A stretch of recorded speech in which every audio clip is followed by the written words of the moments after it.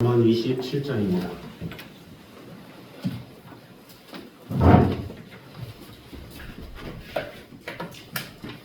잠언 27장 18절에서 20절까지 말씀입니다. 잠언 27장 18절에서 20절까지 말씀입니다.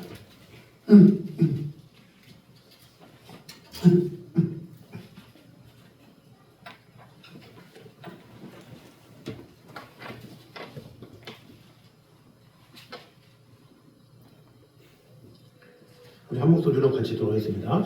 무화과 나무를 지키는 자는 그 과실을 먹고 자기 주인에게 시중 주는 자는 영화를 얻느니라. 물에 비치면 얼굴이 서로 같은 것 같이 사람의 마음도 서로 비치느니라. 스물과 아바도는 만족함이 없고 사람의 눈도 만족함이 없느니라. 아멘. 오늘은 인간 사이의 상호 영향력이라는 제목으로 은혜를 나누도록 하겠습니다. 먼저 주님을 좇고 섬기는 자에게는 반드시 큰 칭찬과 상급이 있음을 오늘 말씀하고 있습니다. 이 18절 말씀 다 같이 읽도록 하겠습니다. 18절 시작.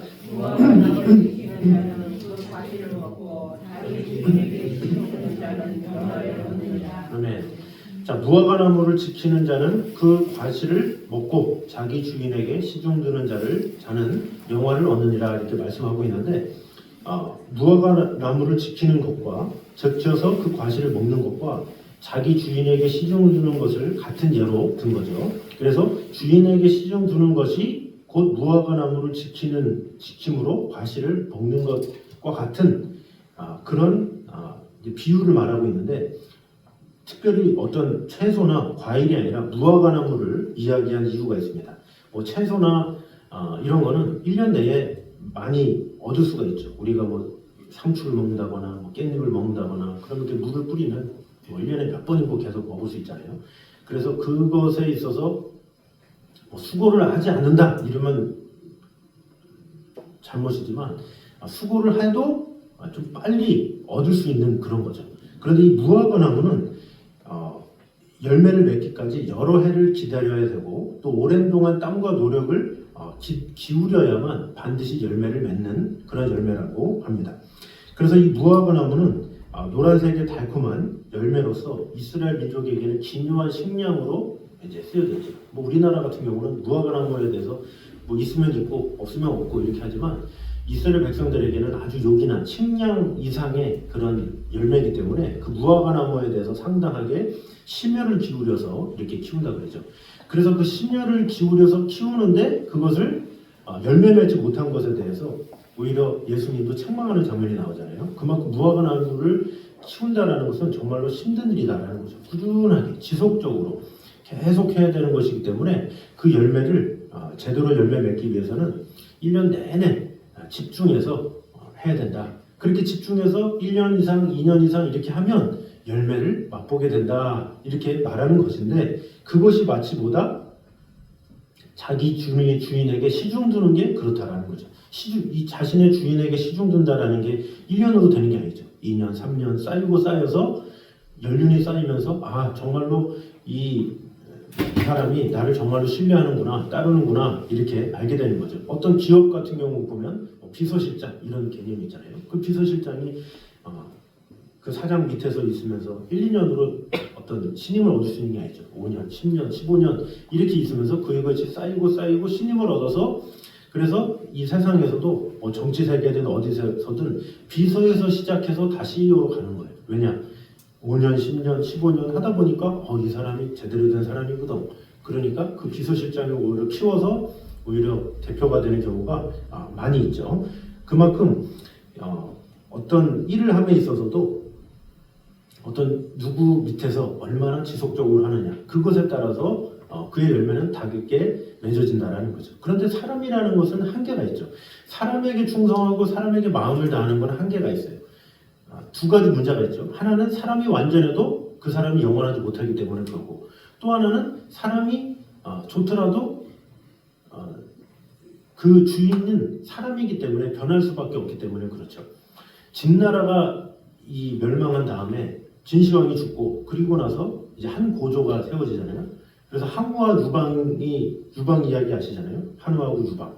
근데 그 유방에게는 한신이라는 그 책략가가 있었어요. 그리고 항우에게는 범증이라는 좀 어르신이 있었죠. 그 당시 때 한 70세 넘었다 이렇게 그렇게 기록하고 있는데 75세가 되어서 이제 전성기가 되어서 이제 왕을 모사하고 해주는 일을 하죠.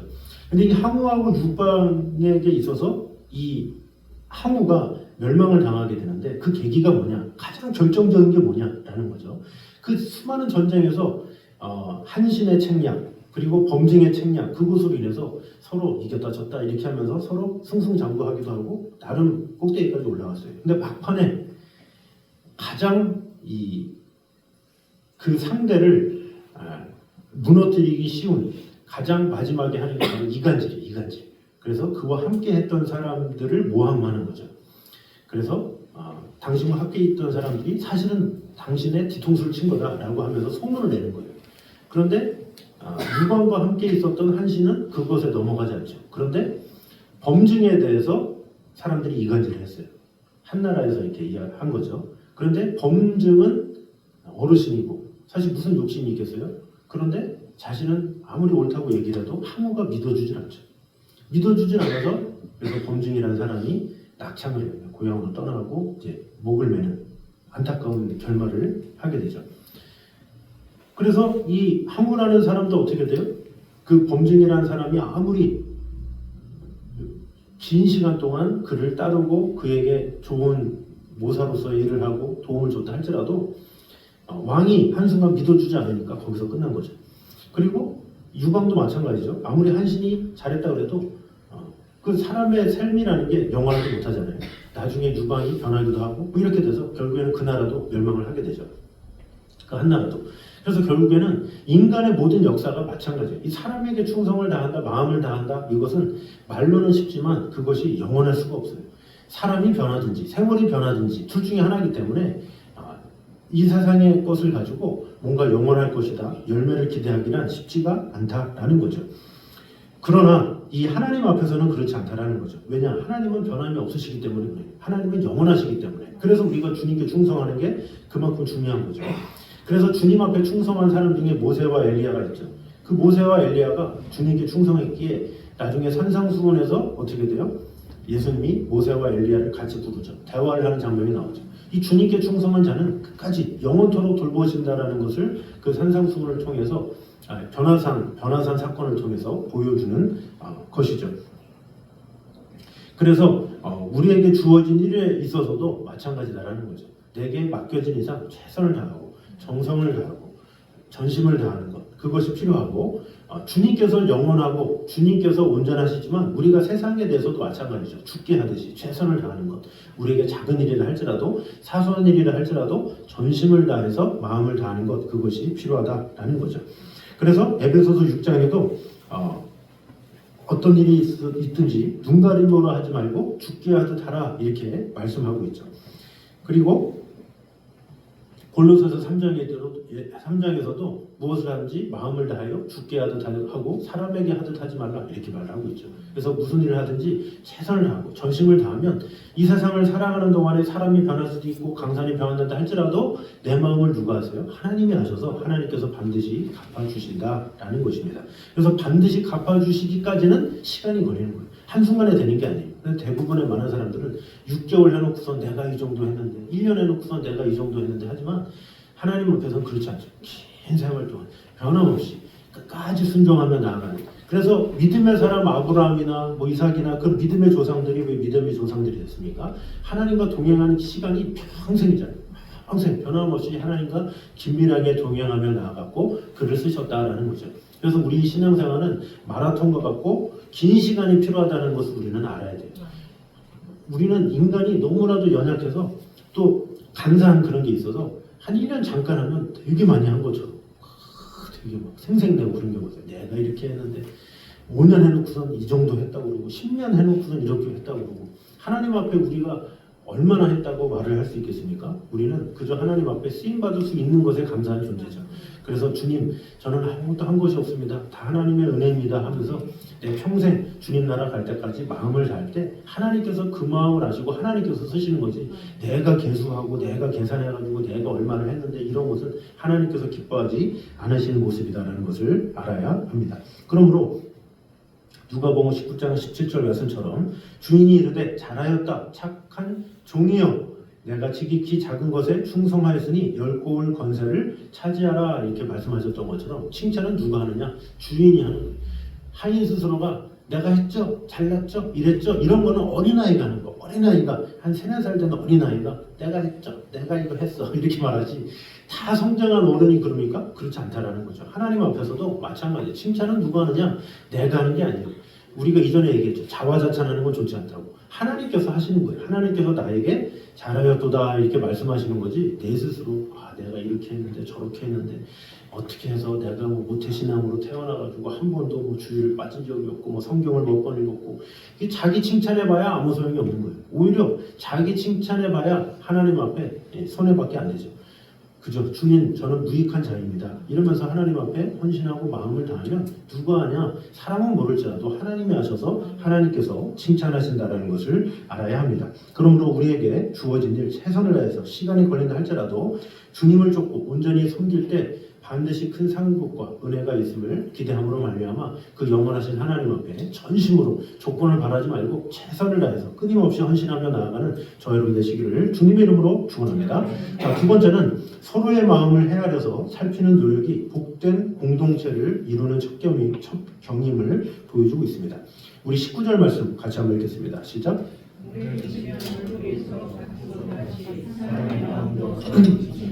네, 우리 한 번 더 읽겠습니다. 시작. 물에 비치면 얼굴이 서로 같은 것 같이 사람의 마음도 서로 비치느니라. 아멘. 자, 물이 비치면 얼굴이 서로 같은 것 같다.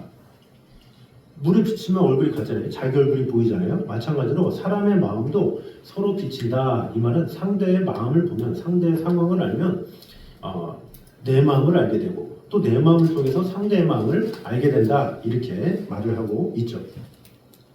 인간은 매우 서로 간에 큰 차이점을 가지고 있는 것처럼 보이지만 사실 인간은 누구나 비슷한 감정을 가지고 살아가죠. 비슷한 감정을 가지고 살아간다는 것을 어떻게 알 수 있어요? 우리가 어떤 재밌는 프로를 보면 같이 웃기도 하고, 감동 있는 영화를 보면 같이 감동하기도 하고, 물론 사람마다 좀 차이가 있긴 하죠. 누구는 막 웃기도 하고 누구는 조용히 웃기도 하고, 그러나 웃음이 있는 곳에 같이 웃는 건 마찬가지고 슬픔이 있는 곳에 같이 슬픈 건 마찬가지예요. 괴로운 곳에 같이 괴로운 것은 마찬가지. 그 강도의 차이가 있을 뿐이지 사람마다 다 비슷하다라고 볼 수가 있다라는 거죠. 그래서 어떤 사람의 모습을 통해서 나 자신의 모습을 보는 것은 참으로 중요하다라는 것이죠. 그래서 어떤 목사님은 이것에 대해서 반성의 원리다 이렇게 말을 하고 있습니다. 반사의 원리, 거울의 원리다 이렇게 말을 하고 있죠. 이게 무엇입니까? 타인을 통해서 자신을 보라라는 거예요. 그러니까 내가 이런 말을 함으로 인해서 타인이 어떻게 느낄 것이냐 이것을 생각하라는 거죠. 만약에 내가 그 말을 들었을 때 어떻게 반응할 것인가를 생각하고 신중하게 말을 하라라는 거죠. 대부분의 많은 사람들은 상대방의 마음이나 기분 같은 거 생각하지 아니하고 자신의 기분만 생각하고 이렇게 무조건 말하는 경우가 있죠. 그래서 그것 때문에 그르치는 경우가 많이 있다라는 거죠. 그래서 우리는 다 하나님의 형상으로 지음받은 존재이기 때문에 존귀하게 여기고 전심을 다해서 잘 대해주는 것, 그것이 필요하죠. 특별히 우리나라 같은 경우는 그런 게 많잖아요. 좀 없어 보인다 뭐 이렇게 시작 보면 무시하는 버릇이 있고, 그런 어떤 사람에 대해서 신분을 따지는, 뭔가 가진 자냐 안 가진 자냐 뭐 그것에 따라서 태도가 달라지는 그런 경우가 있죠. 이런 모든 것들이 다 잘못됐다는 거죠. 그가 어떤 상황이든 상관없이 모든 사람은 다 동일하기 때문에 받아들이는 건 다 똑같아요. 그래서 진실함으로 전심으로 이렇게 대하는 것, 사랑으로 대하는 것, 이것이 필요하죠. 아무리 그가 너무나도 없어서 뭔가 구걸함으로 왔고 했다 할지라도 존귀하게 손을 잡아주고 위로해주고 함께해주고 그런 것이 참 필요한 거예요. 동일하게. 왜? 나도 그런 상황에 처할 수도 있기 때문에 그렇게 해야 되는 거예요. 그래서 우리가 이스라엘 백성들의 나그네 대접하는 것에 대해서 설교를 한번 했었잖아요.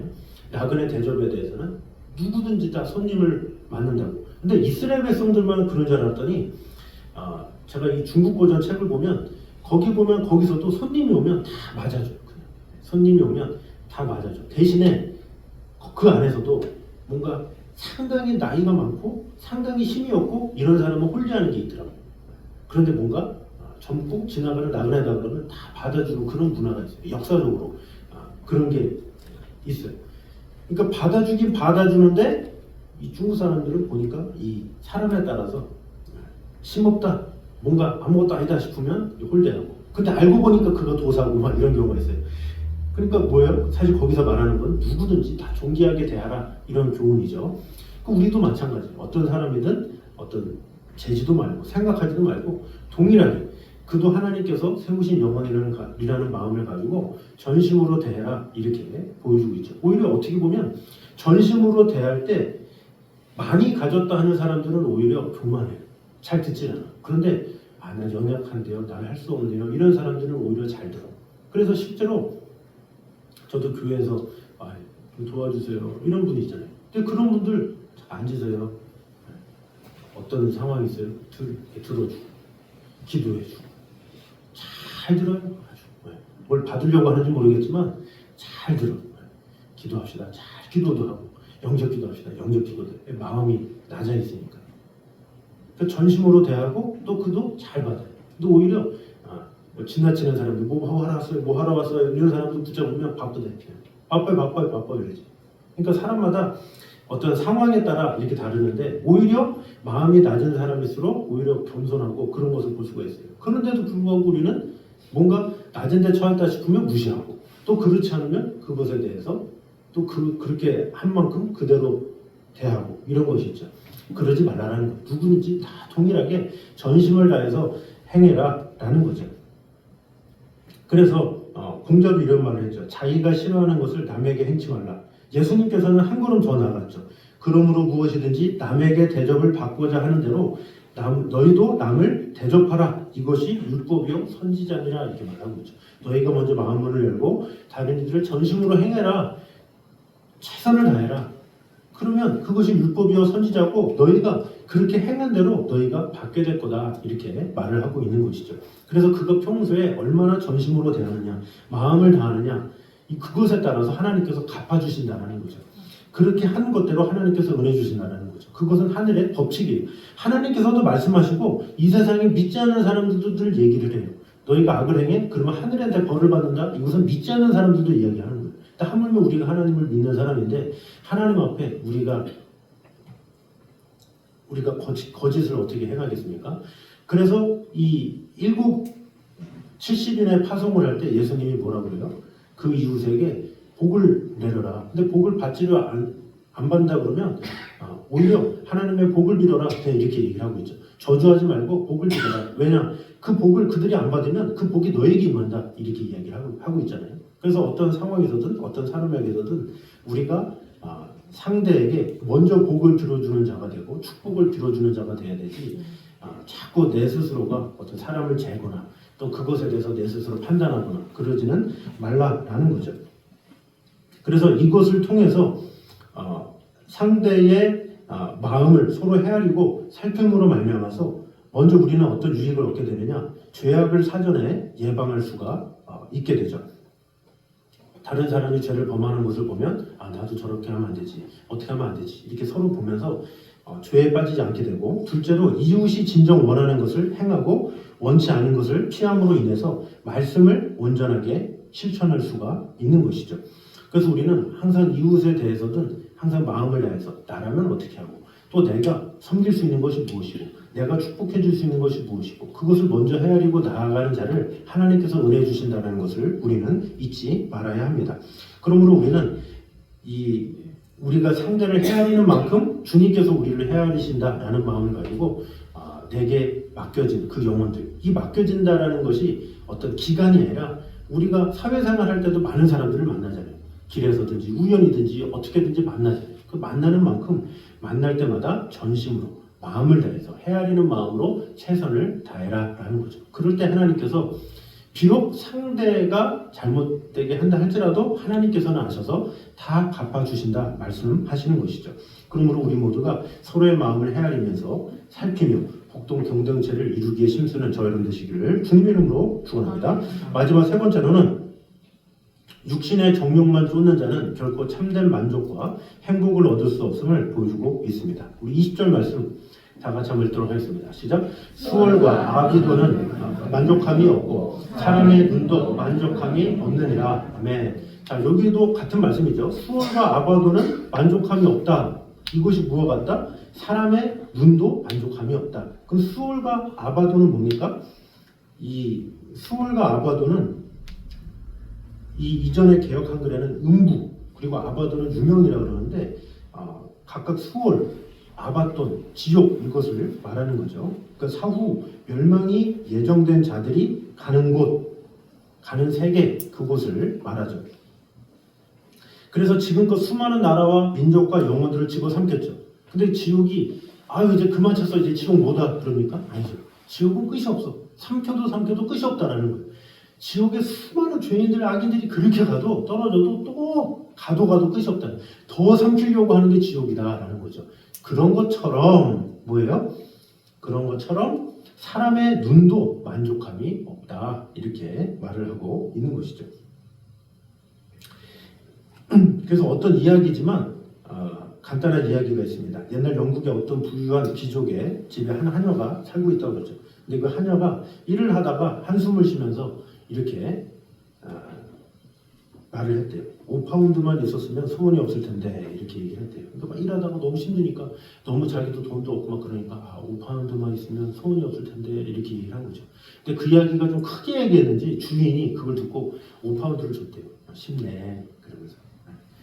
그랬더니 그 하녀가 숨을 쉬면서 그럴 줄 알았으면 10파운드 달라고 할 걸 이렇게 했다는 거죠. 그러니까 그것을 통해서 인간의 모습을 아는 거예요. 이게 대부분 나한테 10만 원만 있으면 좋겠는데 했는데 마침 딱 10만 원이 생겨. 사람의 마음이 내가 했더니 10만 원이 생겨서 이게 아니라 20만 원 생기다 그럴 걸. 이것이 인간이다라는 거죠.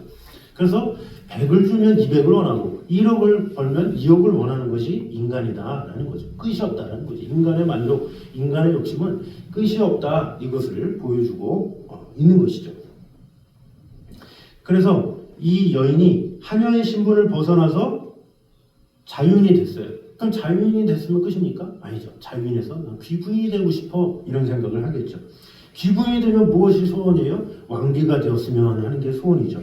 왕비가 되었으면 어떤 게 소원이에요? 아름다운 왕비가 되었으면 하는 게 소원이죠.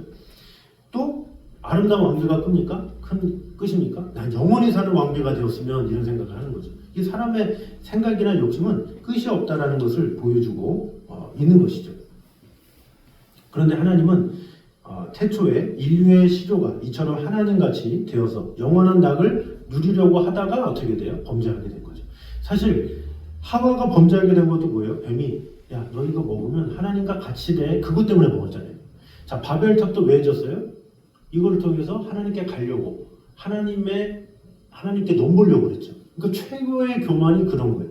하나님의 영역까지 가는 게 최고의 교만인 거예요. 그러니까 얼마나 인간이 사악한 거예요. 그저 아담과 하와가 누릴 수 있는 게 얼마나 많아. 얼마나 좋아. 그 동산에서 일 하나도 안 해도 되고 맨날 아담하고 눈싸움하고 놀면서 과일 뜯어먹고 짐승 갖고 놀고 얼마나 재밌어. 세상에 부족함이 어딨어. 거기서 뭐가 부족하겠어. 저도 그 아담과 하와를 생각하면 그렇게 좋은 데서 세상에 일도 안 하고 평생 그렇게 누워가지고 계속 있고 얼마나 그럼에도 불구하고 인간이 거기서 하나님과 같이 되려고 얼마나 인간이 간사해요. 이 바벨탑 얼마나 높고 근데 웬만큼 쌓으면 되지. 하나님과 같이 되려고 하나님을 이기려고 하나님과 가까이 가려고 그렇게 쌓으려고 욕심을 부리다가 하나님의 진노를 받는 그것이 인간의 추악함인데 그 추악함이 누구에게 있냐? 바로 우리에게 있다는 거죠. 물을 가지면 또 가지고 싶고 가지면 또 가지고 싶고 얻으면 또 얻고 싶고 뭘 하면 또 하고 싶고 이것이 인간의 욕심이다 라는 거죠. 이런 사실을 통해서 진정한 만족과 행복은 어떻게 됩니까? 오직 육신의 정욕을 십자가에 못 박고 주님만을 섬길 때에 진정한 만족이 온다는 것을 알아야 돼요. 우리의 정욕을 주님께 맡기면 주님께서 만족을 주시는 거예요. 그래서 우리는 주님 한 분만으로 만족합니다. 이런 고백을 하는 거죠. 더 이상 욕심이 사라지는 거예요. 근데 그런 욕심을 사라지지 않고 내 정욕을 못 받지 않으면 계속 세상에 있는 어떤 보이는 그런 목적을 따라 살아갈 수밖에 없다라는 거죠. 그래서 시편 84편에 뭐라 그러니까 다른 곳에서의 첫날보다 하나님의 궁정에서의 한날이 나으니 이렇게 이야기를 하고 있죠. 누가복음 12장 15절에도 이렇게 말하고 있습니다. 삼가 모든 탐심을 물리치라. 사람의 생명이 그 소유에 넉넉한데 있지 아니하니라 이렇게 말을 하고 있죠. 이 누가복음 12장의 배경이 뭐예요? 이 일하는 사람이 부자가 곡식을 가득 쌓고 얼마나 아주 좋다 이러고 있다라는 거죠. 그때 하나님께서 야, 너 오늘 밤에 네 영혼 데려가면 그 영혼 누구게 되냐 이렇게 말을 하고 있죠. 그래서 우리 인간은 만족을 얻으려면 끝이 없고 그 만족의 끝은 어디에 있느냐? 오직 예수 그리스도 그 은혜 가운데만 있다라는 거죠. 그분에게 나아갈 때, 그분에게 붙잡힐 때만 우리에게 진정한 평안이 있고 주님 만족합니다. 더 이상 여한이 없습니다. 하나님께서 주시는 은혜 가운데 살겠습니다. 이렇게 하게 되는 거지. 주님 앞에 나아가지 않으면 우리는 이것도 필요하고 저것도 필요하고 이런 아까 하녀가 말한 것처럼 하나님 주세요 해서 하나님께서 줬더니 하나님 이것만 주면 어떻게 해요? 라고 하는 것이 우리의 모습이고 하나님 제가 이렇게 구한 것을 잘못 구한 거예요. 더 많이 구한 건데 제가 말을 잘못했네요. 이렇게 할 수 있는 것이 인간이다라는 것이죠. 그러므로 우리는 하늘의 신령한 것을 줬게 됨으로 말미암아 세상이 알지 못하는 평강과 행복을 누리게 힘쓰는 저와 여러분 되시기를 주님의 이름으로 축원합니다. 기도하겠습니다. 사이에 감사합니다. 우리와 늘 언제나 함께 하신 주님, 지켜주시는 주님, 우리의 마음이 주님을 향하게 도와주시옵소서. 주님을 쫓고 섬기는 자에게는 반드시 큰 칭찬과 상급이 있음을 보게 되었습니다. 사람을 따르고 좇는 것은 영원할 수가 없습니다. 완전할 수가 없습니다. 그러나 영원하신 하나님은 변함이 없으십니다. 그 하나님을 끝까지 쫓고 그 하나님만을 끝까지 충성하며 나아가는 그런 성도들이 되게 하여 주시옵소서. 또한 서로의 마음을 헤아려서 살피는 노력이 복된 공동체를 이루는 첫 경임을 오늘 보게 되었습니다. 어떤 사람이든지 내 스스로 경계를 두지도 말고 제한을 두지도 말고 하나님께서 보내신 영혼이라는 마음을 가지고 전심을 다해서 사랑하며 섬기며 함께 할 수 있는 그런 영혼이 되게 하여 주시옵소서. 남에게 대접을 받고자 하는 대로 너희도 남을 대접하라 이렇게 말씀하셨습니다. 우리가 먼저 다른 이들을 섬기며 사랑할 수 있는 그런 자가 되어서 그렇게 사랑하며 섬길 때 그 사랑과 섬김이 나에게 돌아온다는 것을 꼭 깨닫고 한 영혼 사랑으로 잘 대할 수 있는 그런 성도들이 되게 하여 주시옵소서. 또한 육신의 정욕만 좇는 자는 결코 참된 만족과 행복을 얻을 수 없음을 오늘 보게 되었습니다. 육신의 정욕을 가지고 살아가는 그런 욕심 많은 자가 아니라 오직 주 예수 그리스도의 십자가 은혜로만 살아가는 그런 성도들 되게 하여 주시옵소서. 오직 하나님의 형상만으로 만족하며 다른 곳에서의 첫날보다 하나님의 궁정에서의 한날이 낫다고 노래하는 그런 성도들의 삶이 되게 하여 주시옵소서. 그러함으로 말미암아 부하려 하는 자들은 시험과 울무와 여러 가지 어리석고 해로운 정욕에 떨어지나니 곧 사람으로 침륜과 멸망에 빠지게 하는 것이라 말씀하고 있습니다. 우리가 겉으로 보이는 만족함을 따라 쫓아가는 것이 아니라 비록 겉으로는 보이는 것 없고 만져지는 것 없다 할지라도 오직 주님 한 분만으로 만족합니다. 이런 고백이 나올 수 있는 우리의 신앙생활이 되어서 주님과 긴밀하게 동행하며 나아가는 성도들이 되게 하여 주시옵소서. 이제는 우리 주 예수 그리스도의 은혜와 아버지 하나님의 무한하신 사랑과 성령님의 교통하심이 늘 우리와 함께 계시는 하나님의 나라와 영광을 위해서 살아가기 원하는 이 자리에 있는 모든 성도들 위해 이제부터 영까지 함께 있기를 간절히 축원하옵나이다. 아멘.